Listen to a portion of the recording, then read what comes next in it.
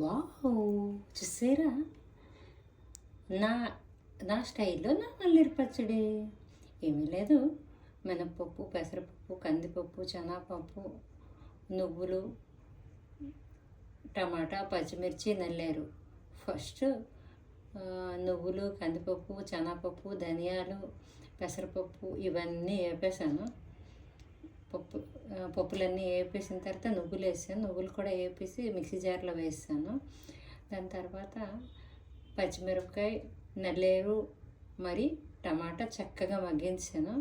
మగ్గించి రెండు కలిపి మిక్సీ చేసాను. పులుపు సరిపోదేమో అని చింత చిగురు వేసుకున్నాను, చింతపండు కరకు. మా బాస్ ఫుడ్ కదా, ఉప్పు వేసానండి, మరి ఏం చేద్దాం.